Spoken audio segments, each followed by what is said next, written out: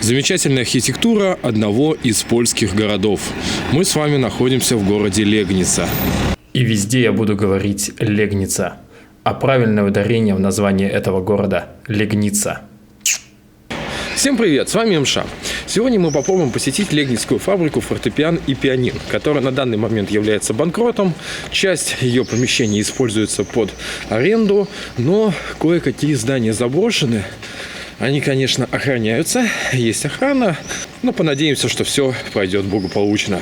Пока что подходим к забору. Пока я подхожу к забору, посмотрите историю о ней кратенькую. История эта здесь самая простая. Эта фабрика занималась изготовлением пианин. Те, кто не знает, что такое пианино, могут прям воочию убедиться, вот посмотреть на видео вот на этот музыкальный инструмент. Это называется пианино. Кто вообще не знает, я 5 лет в детстве занимался в музыкальной школе, и, соответственно, вот буквально недавно притараканил это пианино. Настрою, похожу к репетитору и что-нибудь потом-нибудь когда-нибудь сбацаю. Предрекая комментарии шутников, сразу скажу, что нет, я его не привез оттуда, с этой фабрики. Это пианино «Красный Октябрь». Но, в принципе, все они примерно одинаково выглядят. Так вот, касаемо истории. Легницкая фабрика фортепиано и пианин была открыта в 1947 году, проработала 51 год и в 1998 году благополучно обанкротилась, потому что не выдержала конкуренции с дешевыми китайскими синтезаторами. Вот, в принципе, и весь сказ. Здесь больше интересна та история, которая случилась в связи с посещением мной этого объекта, потому что я в Польше, я один, что, как, где реагировать абсолютно не понимаю, я-то и в России, это редко когда один хожу, всегда кого-нибудь за компанию беру, а тут как-то остался один на территории европейской страны. Ну, тем интересней. Я держал свой путь в Катовице, хотел посмотреть там одну недалеко расположенную электростанцию, и ночевка моя срасталась в городе Легница, где как раз стояла одна из меток, как раз эта фабрика. Я приехал туда в Легницу вечером на машине, оставил тачку и пошел немножко прогуляться вдоль забора, посмотреть вообще, что из себя представляет этот объект. Мне хотелось посетить главное здание, в котором находилось основное производство, отчет об этом, фотографии оттуда я увидел как раз на одном из зарубежных сайтов, и мне стало интересно посмотреть вживую, как это происходит, как собирают фортепиано. Хоть и спустя более чем 1,5 десятилетия после закрытия фабрики. Проходя мимо главного входа, я увидел припарковавшуюся машину, из нее вышел молодой человек и пошел в арку. Я не стал раздумывать и ринулся за ним. Я оказался в одном из внутренних дворов и начал свое движение дальше, когда меня окликнули. Закосив под клапана, я продолжал не спеша двигаться дальше, но требование остановиться было все более и более настойчивым. Я развернулся, увидел дедушку, видимо, дедушка-охранник, который сказал, что стоп, приватная территория, типа покиньте. Окей. Я ему начал говорить, что как же так, очень хочется посмотреть, что у вас здесь находится, у вас вообще так все круто, все такое. Но дедушка моему оптимизму не внял и сказал, что надо покидать. И направился к себе. Я не стал обламываться и направился за дедушкой. И оказался у него в комнатушке, где он дежурит. Увидел, что находится там 3 телевизора, на которые выводится изображение с камеры. Черно-белых старых телевизоров, видимо, с каких-то древнейших камер что-то выводится. Примерно запомнив, что где на камерах, на телевизорах показывалось, я попрощался с дедушкой и на выходе встретился с этим молодым человеком. И спросил его уже, можно ли посмотреть легально этот объект, потому как он очень интересно. На что получил, к сожалению, отрицательный ответ, но молодой человек был довольно-таки благосклонный и сказал, что если интересует что-либо заброшенное, посетите бывшую больницу, где лечили советских солдат из группировки советских войск вообще. Потом я уже узнал, что это реально довольно-таки эпичный объект, но у меня уже упертость работала, я хотел посетить именно это место, поэтому, поблагодарив его за свежую информацию об объектах, я покинул вход и отправился в машину. Переночевал и рано с утра проснувшись, начал снимать то, что вы сейчас будете смотреть. Далеко не все, конечно, получилось отснять, потому что я не любитель ходить постоянно с GoPro на голове, так как, когда бегаешь, это все с моей шевелюры падает, и, в общем, я уже снимаю по факту. Много, конечно, красивых кадров я потерял, как где там мы что-то лазим, но зато хоть камеру как-то сохранил. Поэтому, надеюсь, вам будет не скучно. Давайте посмотрим, что же в итоге приключилось. Как я покорил или не покорил этот объект.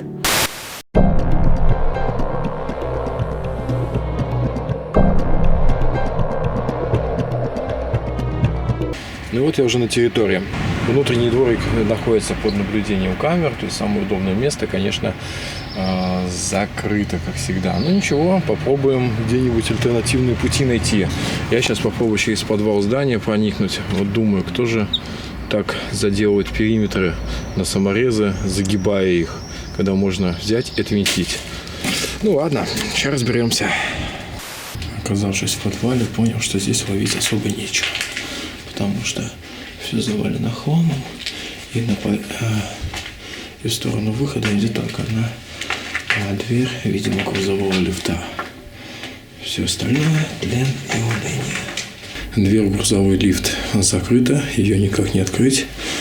Рядом еще обнаружилась лестница, ведущая на первый этаж. Но дверь там тоже заколочена. И здесь в лучшем случае ломать ее с огромным шумом, что не есть хорошо. Попробуем все-таки, значит, через площадку с камерами.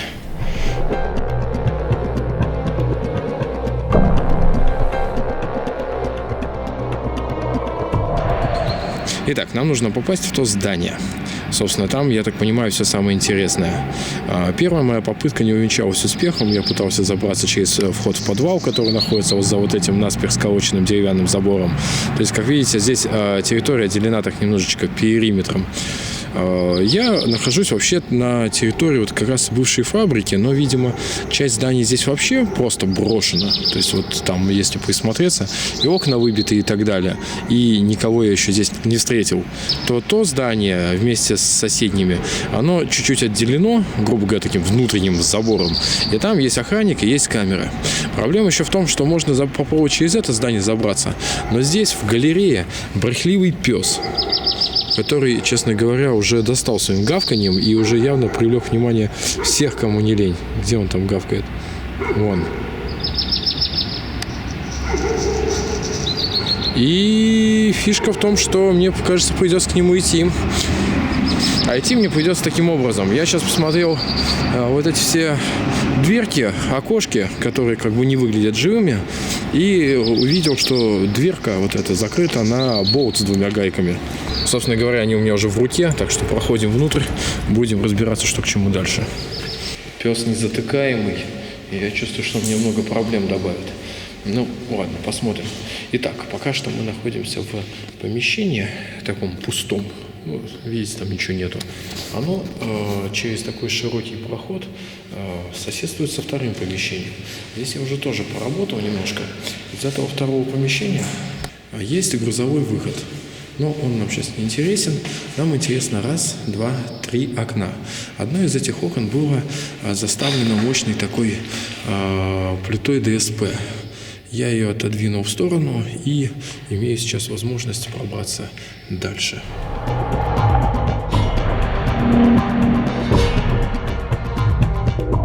Мы с вами попали, видимо, в бывший столярный цех, в котором изготавливались деревянные конструкции для фортепиано, резонансные деки. Не знаю, может, тут еще рояли какие-нибудь делали. Мы с вами видим тлен, уныние, разруху. Противно гавкает эта долбанная собака, которая говорит о том, что я, кажется, туда не пройду. Ну, давайте пока здесь по столярному цеху пройдем. По крайней мере, не видно ни одного станка. Видны следы, что что-то где-то волочили, что говорит о том, что явно здесь уже ничего делать не будут. Еще прошу прощения за неаппетитные подробности, но неимоверное количество фекалий. Есть подозрение, что та собачка ходит, ее сюда выпускают прогуляться. Это такой туалет для нее теперь, блин. Ну вот, где раньше делали рояли, теперь собака ходит в туалет. Такая вот печаль. На вот этих катушках, наверное, раньше были намотаны струны. Их разматывали и уже натягивали на соответствующие механизмы.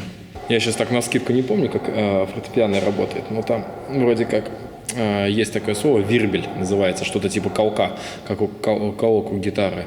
Но через него все это дело, струна натягивается, по ней ударяется молоточек, и, соответственно, молоточек обит войлоком, так ударяет по ней, и струна издает звук. Засмотрелся на картинку, какой-то пляж, 630. Надпись по-польски какая-то не очень понятна. Видимо, какая-нибудь там пожароопасность. Станина от станка. Но да, все, здесь полный финал и разруха. Вот что делает Китай с европейским производством. С Китаем трудно тягаться в вопросах цены. В самом углу этого цеха, кстати, выключатели. Такие интересные. Может быть, это звонок какой-нибудь был.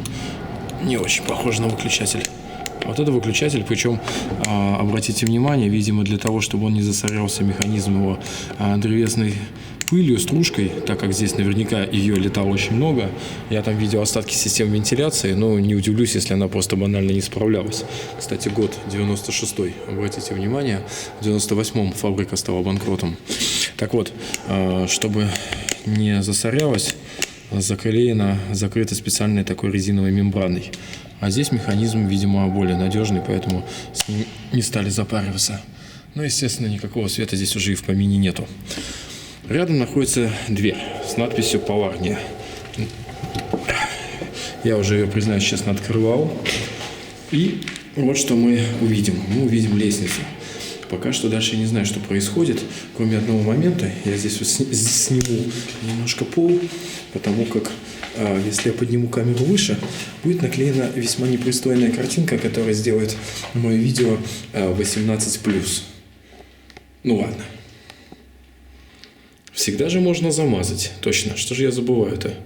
Вот такая вот дывчина из некого журнала номер 1 International. Рядом с плакатом с дывчиной лежат документы, где можно посмотреть, что же здесь производилось. Пианино М110С Барок Будова. И различные технические чертежи исполнительные для изготовления этого фортепиано. Польские технологические карты.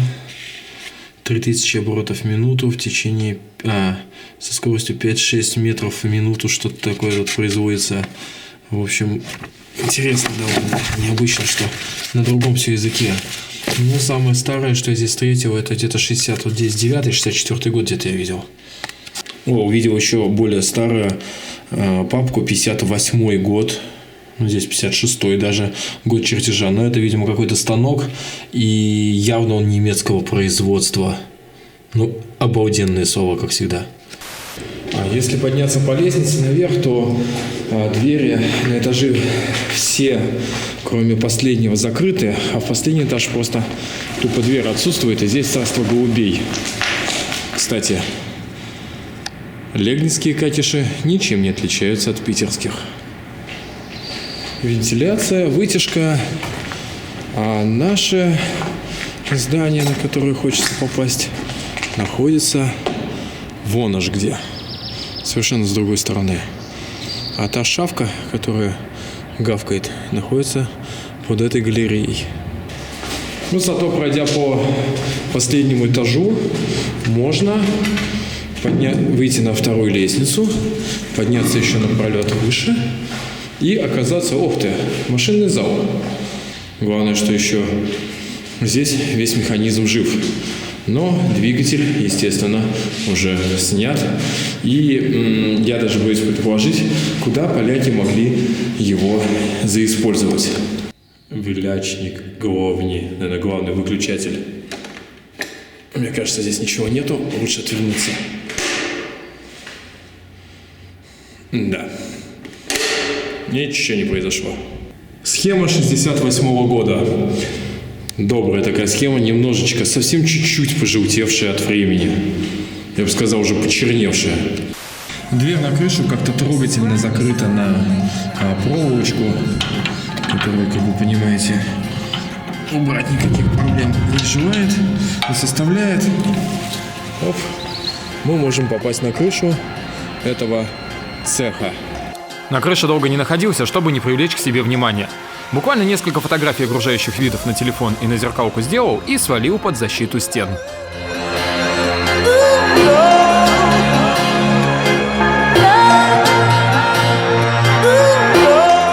Все цеха абсолютно пустые, я их даже не снимаю, но обратите внимание на опоры, на колонны несущие. Они довольно-таки старые.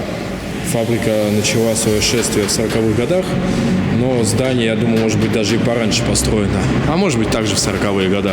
Поэтому технологии тогда немножечко другие использовались, нежели сейчас.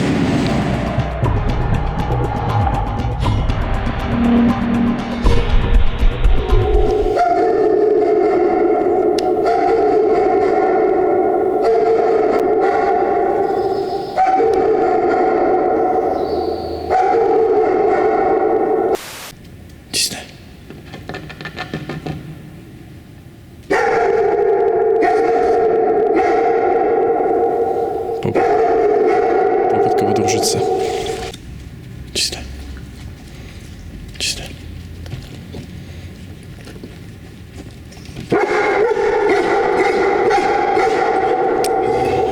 Неизлечимо. Просто неизлечимо.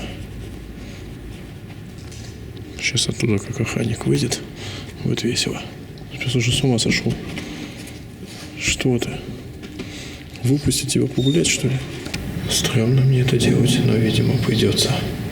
Сейчас отодвигаю щит и иду к песику.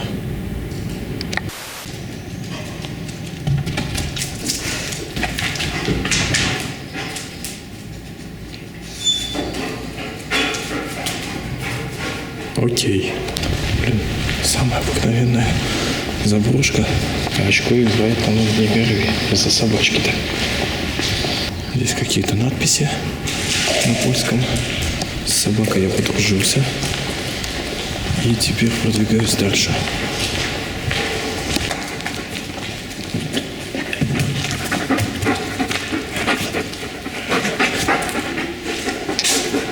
Все, давай, я скоро приду. Скоро приду. Паление по-польски это курение. Это я знаю. Прикольно, пожарная сигнализация такая сделана. Необычненькая.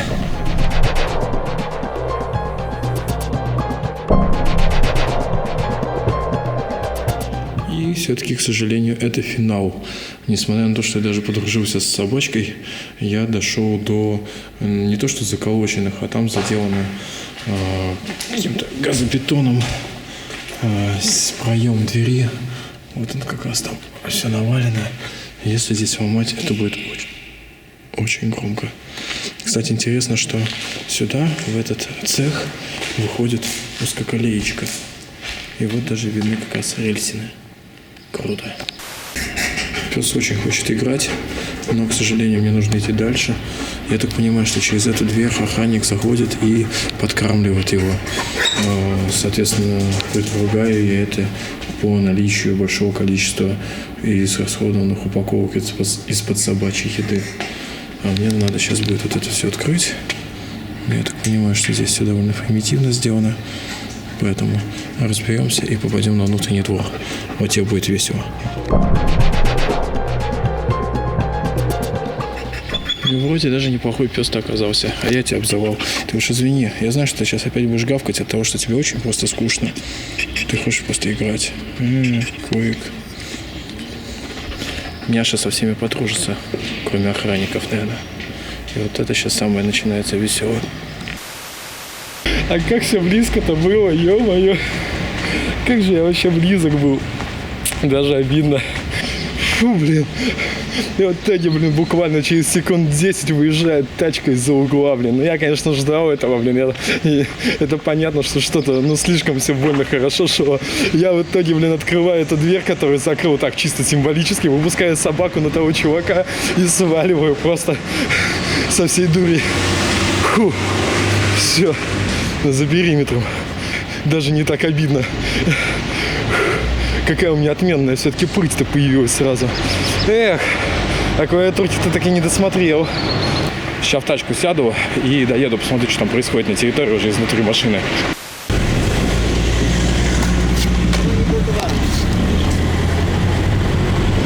Так, проверка на вшивость. Кто есть, что, кто здесь, где есть. Но вроде пока ничего не происходит.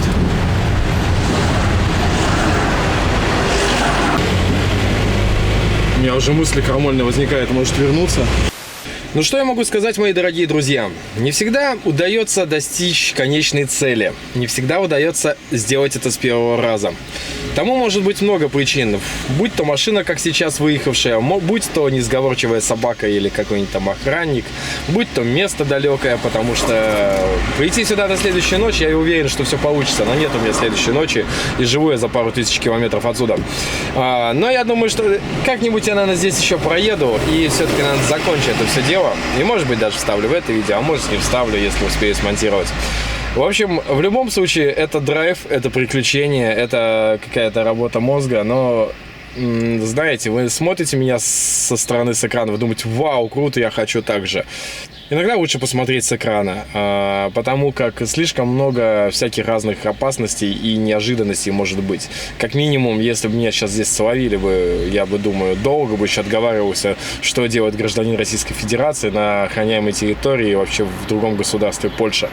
Поэтому будьте аккуратнее и старайтесь все-таки разнообразить свою жизнь. Может быть, не такими, как у меня, там, побегами от охраны, но хотя бы найти какую-нибудь точку на карте, поднять свою задницу и ломануть к ней, автостопом или на электричках, или еще как-нибудь, каким-нибудь нестандартным маршрутом. Приключений на задницу точно вы все схватите, главное, чтобы все хорошо заканчивалось. Но это, как правило, приходит с опытом. Ладно, надеюсь, вам было весело, не скучно. До следующих видео. Я сейчас поеду в Катовице, попробую посмотреть старинную угольную электростанцию. Тоже не знаю, что из этого выйдет, информация очень устаревает. По вот этой фабрике у меня была информация 2012 года, а нынче 15, поэтому за 3 года что угодно может случиться. Что по той угольной фабрике покажет время и расстояние. Та электростанция окажется мегаэпичным объектом. Видео про нее оценят те, кто так хотел экшен, те, кто любит старинную промышленную архитектуру из кирпича и просто любители больших действующих объектов. Так что оставайтесь на канале, скучно не будет.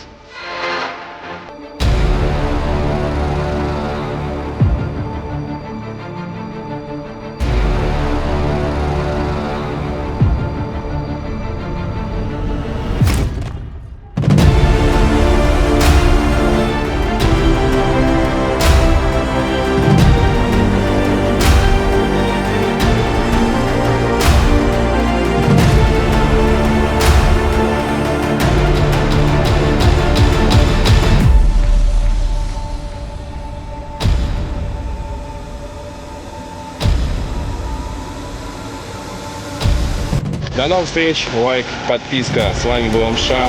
Пока-пока.